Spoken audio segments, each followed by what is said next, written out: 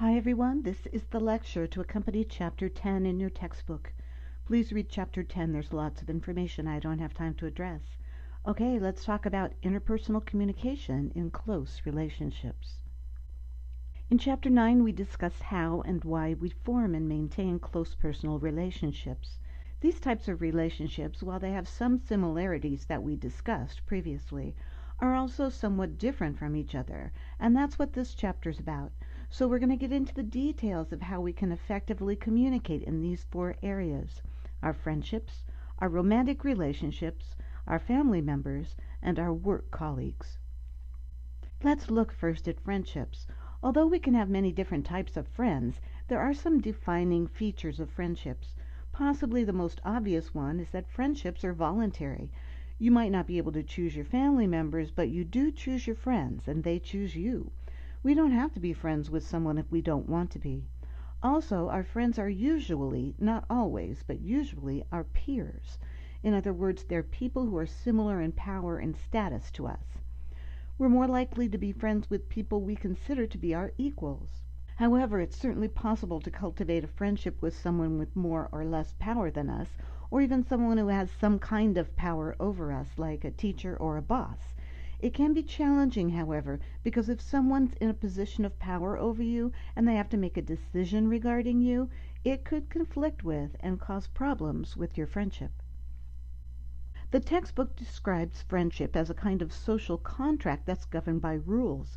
When you become friends, you agree to abide by these rules, even though they are mostly implicit, unless someone breaks one of them. Most people know and understand them. Here are some common friendship rules.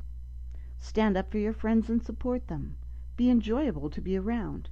Provide help even without being asked. Be the kind of person with whom friends can share thoughts and secrets. When I've asked people in face-to-face classes to list some rules, one that almost always comes up but is not listed here is, don't date your friends' exes. Yeah, I think if you break that rule, the friendship's probably over. Obviously, every friendship is different, but friendships between same-sex and opposite-sex friends have some additional differences. Within same-sex friendships, men and women tend to value different aspects of those relationships. For men, they tend to value shared activity, doing things together, whereas women tend to value shared conversation more. Now, these tendencies certainly don't characterize all same-sex friendships. Some women friends like to do things together, and some men friends like to sit around and talk. Opposite-sex friendships are very important to many people, as they allow us to get a different perspective on things. In a certain percentage of these friendships, flirtatious and or even sexual behavior can take place, even if those friendships never turn into romances. Yes, I'm talking about friends with benefits.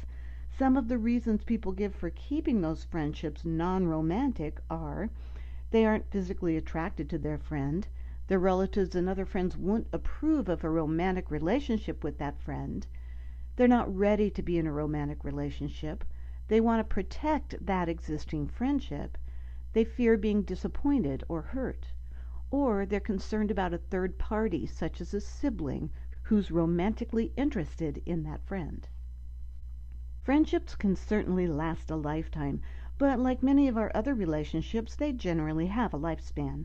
This process is very similar to the one we discussed in the previous chapter about the way relationships develop, moving from first interaction to more friendly relations, then moving towards friendship until you realize that you have a new or nascent friend. Then the stabilized friendship can potentially last for many years, and finally may become more distant and casual as it declines. When friendships do end, it's usually for one of two reasons. First, the friends grow to dislike each other. Remember that friendships have costs as well as benefits. You may come to believe that the cost of having this person as your friend is outweighing the benefits. Maybe they're being too negative all the time, or they broke one too many promises to you, or they've avoided being there when you need them, or they betrayed a confidence. The other reason is that your life circumstances can change to the point that it becomes difficult to maintain that friendship. One of you gets married or has kids or moves away. Those are the kinds of things that can get in the way of continued friendship. You don't generally suddenly cut that person off. You just find that you're spending less and less time with them. Things change, and friendships don't always survive those changes. But the internet has become a very good way to get in touch with old friends and to keep in touch with the friends you don't want to lose. Now let's look at the most intimate of all our relationships, the ones we share with our romantic and sexual partners. Here in the U.S., we have an idealized version of how those relationships are supposed to be. However, romantic relationships differ among cultures in several ways. Exclusivity, for example. This is a common expectation for intimate relationships in most cultures. Usually this means the people in that relationship will be monogamous, only being intimate with that other person. If one of the partners has sexual or other intimate relations with someone outside of the relationship, that's called infidelity. When the standard is monogamy, infidelity is considered a breach of trust, and it can be a very painful experience if it's found out. However, the concept of open marriage, in which both parties accept that they will have intimate relationships outside of their primary relationship, is practiced among some people, although it's difficult to know how many. Then in some other cultures, particularly in Africa and Southern Asia, polygamy is an accepted form of romantic relationship. In these relationships, it's generally the man that's allowed to take more than one wife. Another way in which they differ is in voluntariness, that is, how much choice the partners are allowed when it comes to selecting a mate. In Western culture, our expectation is that we will freely choose our intimate partner, but that's not at all the case in many cultures. Arranged marriages are extremely common in Asia, India, the Middle East, and Africa. And of course, in Western culture, we assume that people get married because they've fallen in love and they want to be with each other. But frankly, the idea of romantic love as the true basis for marriage is a fairly new one. For most of history, people married for entirely different reasons, like money, power, family needs, and demands. Particularly in arranged marriages, while you may get to know your spouse before marriage, it's assumed that love will happen afterwards. And of course, it certainly can. Obviously, a major part of intimate relationships is sexuality. Until recently, it was illegal for same-sex couples to marry in the United States, although people have been attracted to and had relationships with others of their same sex, well, ever since there have been people. In many countries, it's still illegal, to the point where if you're caught in such a relationship, you could get the death penalty. The idea that marriage is strictly for reproductive purposes, though, really doesn't stand up to all the research showing that regardless of whether the marriage is between heterosexual or homosexual couples, the interactions, communication, love, and respect within those relationships is pretty much the same. Finally, permanence. In our ideal romantic situation, we would stay blissfully married to our partner until death do us part. Nobody gets married and thinks, wow, this is really going to be great for maybe 7 years. We just assume we're going to stay together.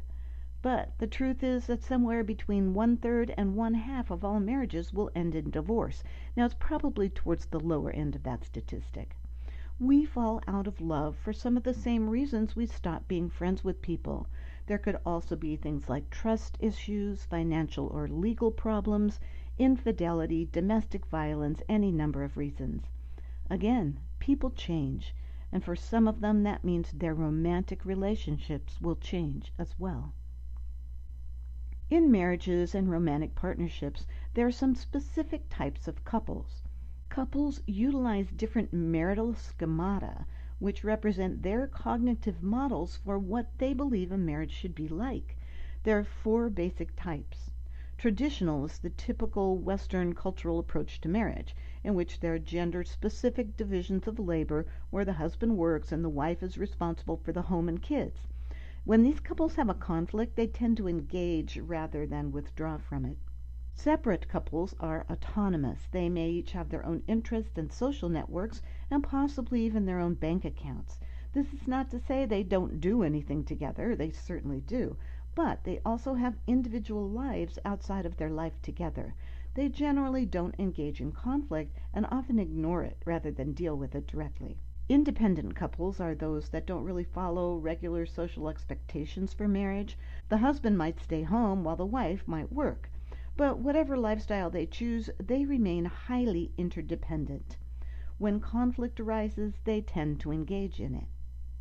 Finally, mixed couples are those in which the wife describes their relationship as one thing, while the husband describes it as another. So the husband may think he's in a traditional marriage, but the wife is pretty sure they have a separate marriage. Their conflict style is the result of the marital types that they believe that they're in. Speaking of conflict, there are also many ways that couples handle it. Some of them are validating couples who discuss their disagreements openly and cooperatively. They're willing to talk and to listen to each other, and they attempt to remain calm even though they disagree. Volatile couples are also open about their disagreement, but they're more competitive rather than cooperative. They each try to win the argument. Conflict-avoiding couples don't like conflict and attempt to avoid it. They will often agree to disagree, which avoids conflict but also does not necessarily solve a problem. Finally, hostile couples have frequent, intense conflict, with no-holds-barred yelling, name-calling, and other types of negative displays of emotion. Same-sex couples actually tend to handle conflict differently than heterosexual couples, probably because same-sex couples have similar gender communication styles with each other. They're more likely to use humor to diffuse conflict and less likely to be hostile during conflict, and also less likely to take things personally. Couples also vary in how they handle privacy. Communication privacy management theory explains the tension between privacy and disclosure and how people handle it. Because both people in a relationship are joint owners, as it were, of the information about that relationship, they need to consider the other person's comfort level when it comes to disclosure. If one person thinks information about their relationship is nobody's business, but the other party thinks it's perfectly fine to tell the world, then there's a problem. Partners need to discuss what is and is not okay to share with other people, and then keep those privacy boundaries intact. Couples vary in how they handle emotional communication. It sounds kind of obvious to say that happy partners share more positive emotions and unhappy partners share more negative emotion, but it is important because it gives an overall picture of how satisfied couples are with each other. What I'm going to say next is possibly the most important thing you're going to learn in this class when it comes to keeping your romantic relationship happy. People in satisfying relationships report a ratio of 5 positive communication behaviors for every 1 negative communication behavior. Most people think that they can say something negative to their partner as long as they've said or done something nice to them, a 1-to-1 ratio. Sorry people, that's not good enough. 5 nice things for every 1 thing that they might perceive as negative. And I'm talking continually. You've got to be mostly positive with the person you are the most intimate with. Yes, it takes effort, but this person that you love and want to be with is worth the effort. Sadly, many people tend to circle the drain of negativity in their relationships. When a partner responds to negativity with negativity, of course it's going to escalate until the negative remarks become more important than addressing the issues underlying that conflict. When we get to the chapter on conflict, we're going to address some ways to more effectively deal with it. And couples vary in how they handle instrumental communication. Remember back to chapter 1, instrumental communication is using communicating to get things done.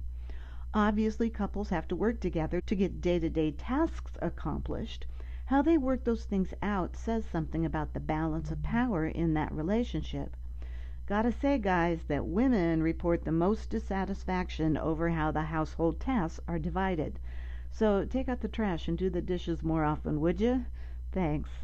In same-sex relationships, these tasks tend to be divided more evenly than in opposite-sex relationships, probably because they realize that typically gender stereotype tasks really don't make a lot of sense in their relationship. They just need to get those things done. Now we're moving on to communication within families.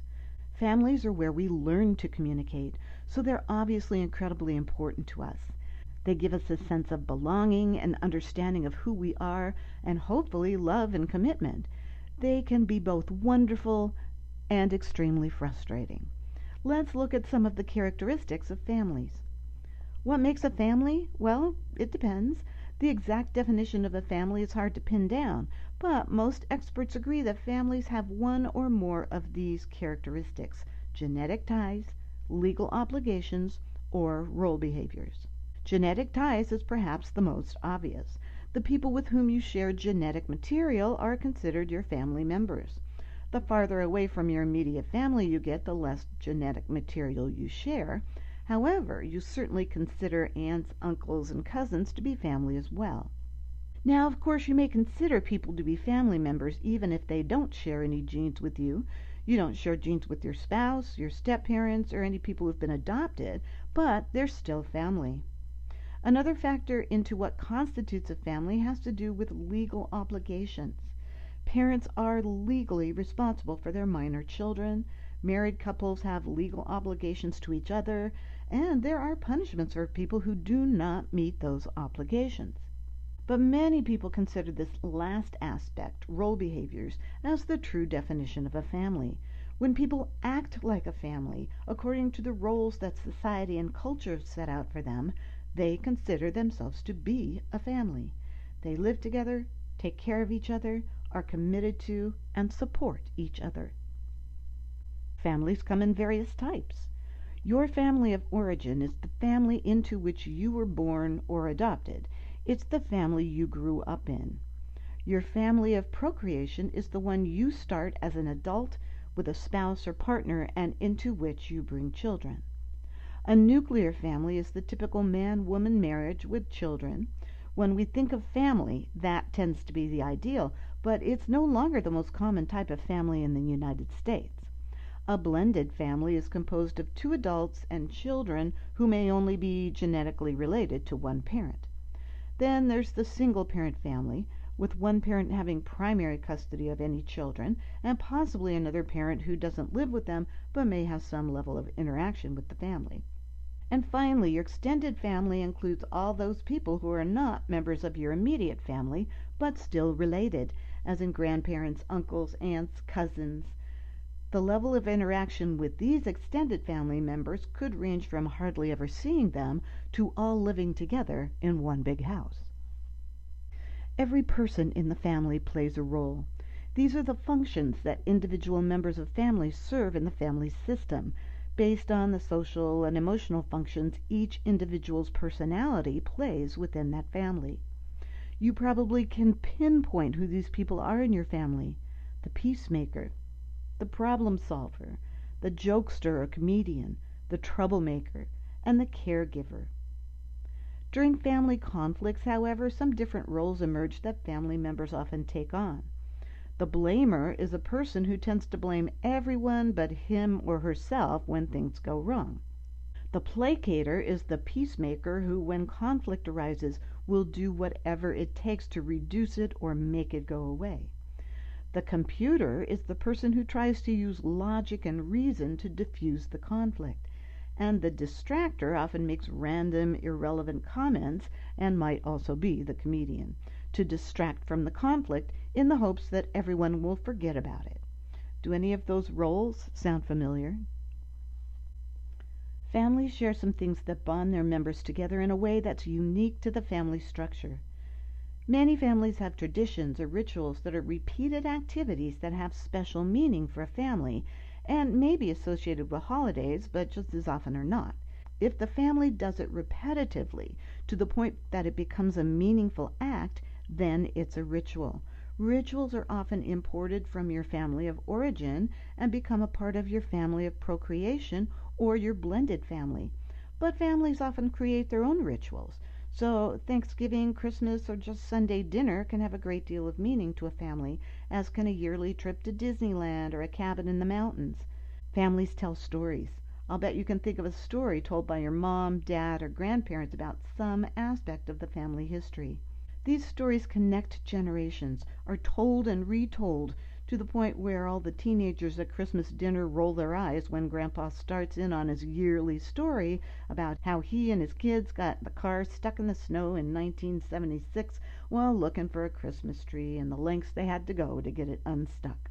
But that story, silly as it is, conveys an underlying message about the family.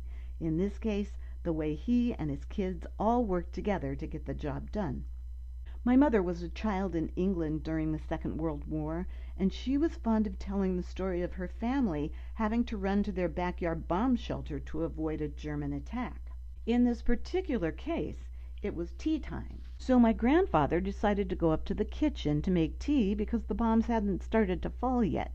He made the tea, put it on a tea tray, and walked out the back door. He was standing on the porch right by the loo, which is another name for the outdoor toilets that all British row houses had back then, when a bomb hit about a block away.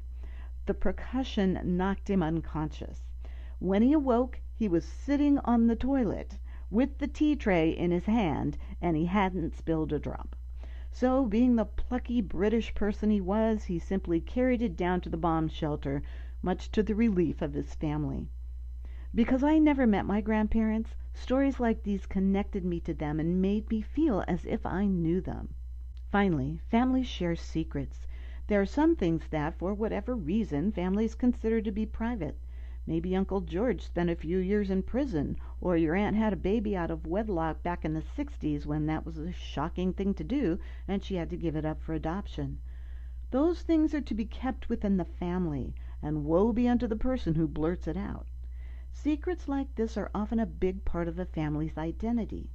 Sometimes, however, the secret is kept only by some family members and hidden from others. You know your sister moved in with her boyfriend, but your parents are clueless, and your sister wants it kept that way. Understanding your family dynamics, you agree and keep her secret for her. When we keep secrets like this, we solidify our bonds with those family members and help them avoid embarrassment and conflict. Now, whether you think that's a good idea to keep secrets from other family members or not is completely up to you, and how much you understand the circumstances and the ramifications. We're going to end up today talking about communicating in our workplace relationships. Some of the best and some of the most problematic relationships will come from the jobs we've had throughout our work life. Many of us gain lifelong friendships and even romantic relationships with people we meet at work. We do need to keep in mind that work relationships are often subject to company rules and regulations. And remember that the dynamics of workplace relationships are somewhat different than other relationships. Let's look at the specific dynamics between coworkers, superiors and subordinates, and clients. Most of the social relationships we form at work will be with our peers and coworkers, those people who are on the same level as we are. These are the people you go out for drinks with after work, maybe go to the movies as a group or play softball for the company team. Frankly, the more you like your coworkers, the happier you're going to be at your job. And these relationships can certainly lead to long friendships. You do have to take into account that these friendships have the regular social dimension, but also a task dimension, which has to do with the professional relationship you have with that other coworker. Sometimes these things conflict, as in if you're both up for the same promotion, that could get a little sticky. And romantic relationships, while they can be beneficial for coworkers, can sometimes lead to problems in the relationship and with other coworkers. Then, if people break up, they still have to work together, and that can make things difficult as well. Sometimes social relationships form between superiors and subordinates, and because of the power difference, they can lead to problems unless the two parties involved agree to keep their personal and professional sides of the relationship separate. It's even trickier if it's a romance. Often companies have policies that discourage superiors and subordinates from becoming romantically involved. And with sexual harassment lawsuits becoming more and more prevalent, it's becoming less and less likely that a boss would even want to have a relationship with a subordinate. Finally, if your job requires you to work with clients, you may find yourself forming a friendship with one of them. Like the other kinds of relationships described here, these can be tricky unless you're clear that social and task dimensions are separate. And just as in superior-subordinate relationships, some companies frown on developing personal relationships with customers. So much of your workplace communication happens online, mostly through email, texts, and possibly social media comments. Most companies have some kind of policy regarding what kinds of things can be transmitted in this fashion. Lots of employers have strict rules about what you can and cannot post on social media regarding your job. And of course, many human resource managers now look at your Facebook or Instagram page before hiring you to see what kinds of things you post, so you should always be aware of that. Online communication is a convenience for work. It's not a shield to hide behind. If it's possible for face-to-face communication, of course that's always best. So don't write an email message for what should be said in person. Also, any email, tweet, text message, or social media comment is forever. Before you hit send, ask yourself if what you're saying could impact you negatively at some point. However, the good thing about this kind of communication is that sometimes leaving a trail is needed, especially when you're working with a group and everyone needs to get a message or you need proof that something happened. And especially know your audience. Who are you sending this message to? Who is likely to read it? If you're sending a message to a superior, your language should be concise and respectful. If it's to a subordinate, it should be clear and instructive. If it's a lateral message to a peer, depending on your relationship with that person, the message could be less formal. All the relationships in our lives are important. Having positive relationships with the people around us can have many benefits and can lead to us being happier and healthier. This is the end of the lecture on Chapter 10.